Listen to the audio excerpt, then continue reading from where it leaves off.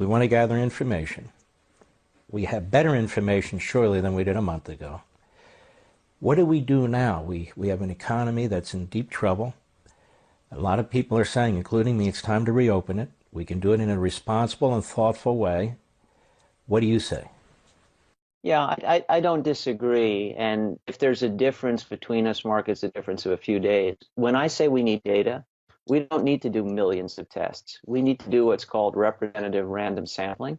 A small population representative of a state or the U.S., that's the work of 72 hours. And I don't think anybody's going to argue this far into the crisis that 3 days are going to be what makes the difference for the economy, for unemployment, for people's health. I think hearing, hey, this is what we're doing for the next 3 days, gathering these data, and then we're going to pivot to vertical interdiction. We're going to phase people back to life, back to the world as we knew it, based on risk. Now, we could do that already. We already know that older people are at greater risk. People with heart disease and diabetes are at greater risk.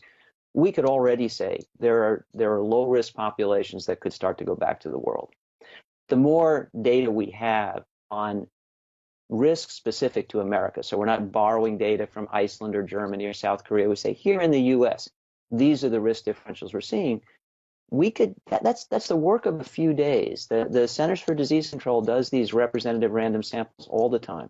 So get those data, commit to those several days, and then use those data to inform policy and say, now we reliably know who's at lower risk here and who can go back to the world. And then we go back in phases. And one of the things we haven't talked about, Mark, and it's really important, is we've got to go back to the world if we want the world back before there's a vaccine, which is 18 months away or 2 years away. Or we don't know. You know, it's just a hope that we could have a vaccine in 18 months. It could be much longer.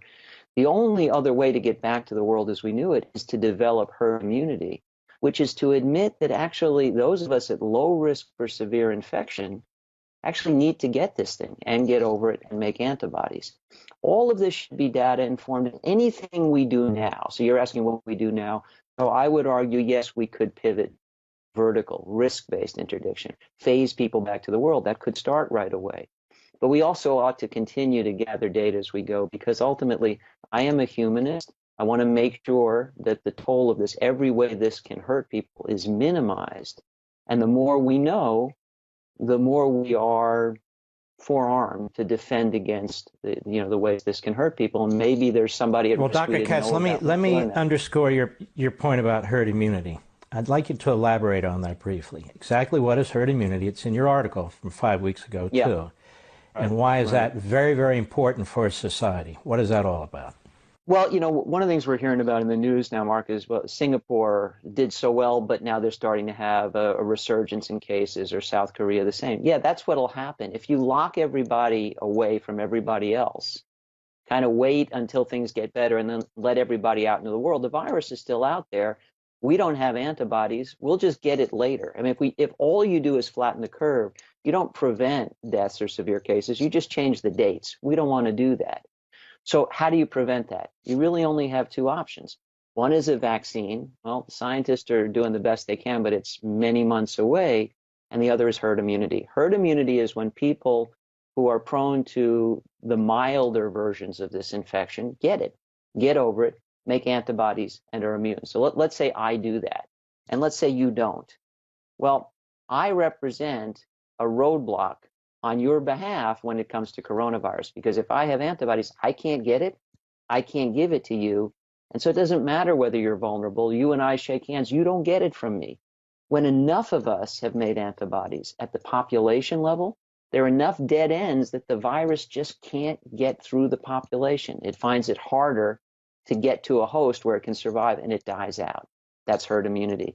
The numbers of us that need to have antibodies vary with the properties of a given contagion, and we're learning what the properties of this particular contagion are.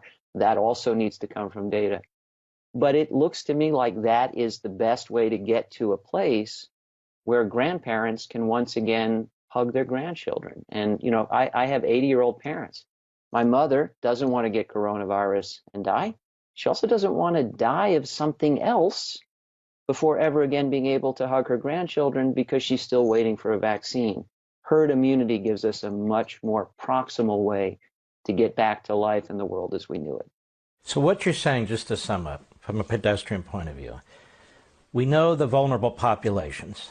Focus on them, the health care that's necessary, the resource that's necessary. We also know the vulnerable communities, New York City, some of these other cities, because the data is showing this is where the breakouts are occurring. And in your article, you're saying, okay, focus on those particular areas. But the sooner the better that we can get the rest of the population that is not statistically vulnerable, but in fact, they get the virus, they become immune, and then we spread basically that population throughout the rest of the populations, and this is the quickest way to get rid of this virus, or at least tamp it way down, correct? Yeah, we agree almost completely. The only thing I would append to that, Mark, is that we know a lot of what we need, but we don't know all of it. And so we absolutely need to combine any policy actions we take now, phasing people back to the world, with the continued effort to collect more data so we can be more refined about it. Because again, the goal here should be total harm minimization. The infection can hurt people, unemployment can hurt people, social upheaval can hurt people. We want to minimize all of those harms across the expanse of public health and the economy. The more we know, the better we can do that. So we ought to be gathering data to inform our policy. But yes, we already have a lot of information about these risk differentials, and targeting protection to those who most need it and phasing people back in the world looks to me, as it did a month ago when I wrote in the New York Times, like the best way to minimize the total harms of this. Just to give you an anecdotal example, I can give many, I'm sure you can. So there's a bagel place near me, right? Well, our government here in Virginia would say that's not essential. Well, it's essential to that guy and his family. He is a South Korean immigrant. And let me tell you how he does business. He has a table in front of his door. You come up to the table. He'd never go inside the store. You yell out what you want. He makes it. He wraps it in aluminum foil. You put your money in a bowl. He puts it on the table. You're 6 feet away. Then you take your food. We don't need a lot of data to figure that out. I agree with you. But that said, there are so many ideas, so many creative Americans. So, that's what makes America strong. That is, a small business guy or gal, they know they don't want to catch this stuff. They don't want to be vulnerable to this stuff. At least we should take some input from them and see what they do, because all the answers